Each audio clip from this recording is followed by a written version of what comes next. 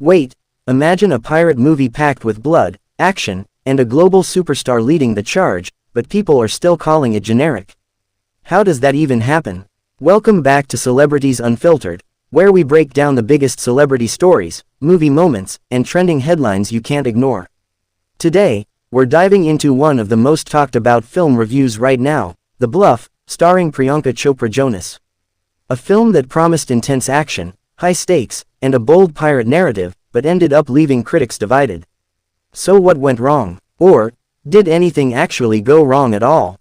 Let's get into it. At first glance, The Bluff looks like everything fans of action and adventure could want. A powerful lead performance, a gritty, violent setting, a story rooted in danger, survival, and high seas conflict. And at the center of it all, Priyanka Chopra Jonas, stepping into a role that demands strength, intensity, and presence. But here's the twist. Despite all those elements, early reviews are describing the film as gory, but generic. And that raises a serious question. Can a movie be visually intense, but still feel empty? Let's start with what the film gets right. Because to understand the criticism, we first need to understand the expectations. Pirate films have always carried a certain magic. Adventure, mystery, unpredictability. From treasure hunts to epic sea battles, audiences expect to be transported into a world that feels alive. So when The Bluff was announced, many expected something bold, something fresh, something that would push the genre forward. And with Priyanka Chopra Jonas leading the film, expectations were even higher. Because she isn't just another actor stepping into action. She brings global star power, versatility, and the ability to command attention on screen. So naturally, fans were asking, could this be the pirate film that reinvents the genre? But then came the reviews. And that's where things got complicated. Critics praised certain aspects of the film, especially its intensity. The action sequences are described as brutal. The violence, unfiltered. The tone, dark and gritty. And visually, the film doesn't hold back. There's blood, there's chaos, there's tension. But here's where the problem begins.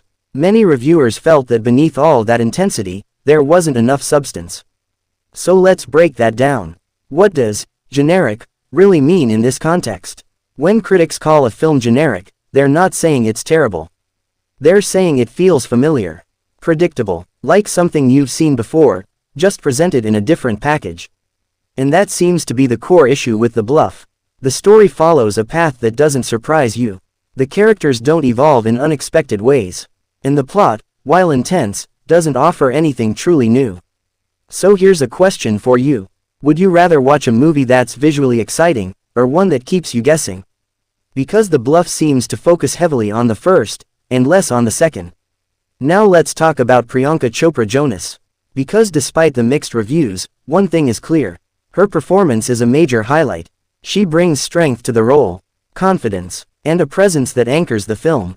Even in moments where the story feels predictable, she keeps the audience engaged. And that's not easy. Carrying a film, especially one in a genre that's already been explored so many times, requires more than just acting. It requires charisma, and she delivers that. But here's the bigger question. Can one strong performance save an entire movie? Or does the story always have to carry the weight? This is where things get interesting. Because The Bluff seems to sit right in the middle. It's not a complete failure, but it's not a standout success either. It's a film with strong elements that don't fully come together. And that's what makes it so frustrating for some viewers. Because the potential was clearly there. The ingredients were all in place. But the final result didn't quite deliver what people were hoping for. Let's go deeper into the action. Because one thing almost everyone agrees on is this. The film is intense. The fight scenes are raw.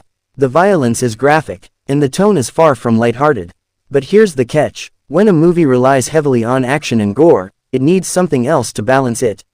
Emotion, character development, a story that pulls you in. Without that balance, even the most explosive scenes can start to feel repetitive. And that's exactly what some critics are pointing out. That after a while, the intensity stops feeling exciting, and starts feeling exhausting. Think about it this way. If every moment is loud, nothing stands out. If every scene is intense, nothing feels special. And that's the risk with a film like The Bluff. It goes all in on one element, without giving enough attention to the others. But let's flip the perspective for a moment. Because not everyone sees this as a flaw. Some viewers actually enjoy the straightforward nature of the film. They don't want complexity. They don't want twists. They just want action. And for that audience, The Bluff might deliver exactly what they're looking for. So now the question becomes, is the film being judged too harshly? Or are audiences simply expecting more from modern movies? Another important factor to consider is the evolution of the action genre itself. Over the years, audiences have become more demanding. They don't just want explosions and fight scenes. They want depth. They want meaning. They want stories that stay with them after the credits roll. And when a film doesn't meet those expectations, it gets labeled as generic, even if it's technically well made. So where does The Bluff stand in all of this? It stands as a film caught between two worlds. On one side, it delivers classic action elements. On the other, it struggles to meet modern storytelling expectations. And that tension is what defines its reception. Let's talk about the bigger picture. Because this isn't just about one movie. It's about a trend, a pattern we're seeing more and more in the film industry. Big productions, high budgets, star power, but stories that don't always take risks. And that raises an important question. Are filmmakers playing it too safe? Because when a story follows a familiar formula, it might appeal to a wide audience. But it rarely becomes unforgettable. And that's the difference between a good movie and a great one. Now let's bring it back to you. Imagine sitting down to watch The Bluff. You see the visuals. You feel the intensity. You watch Priyanka Chopra Jonas command the screen. But then, you start predicting what's going to happen next. Does that take away from your experience? Or do you still enjoy the ride?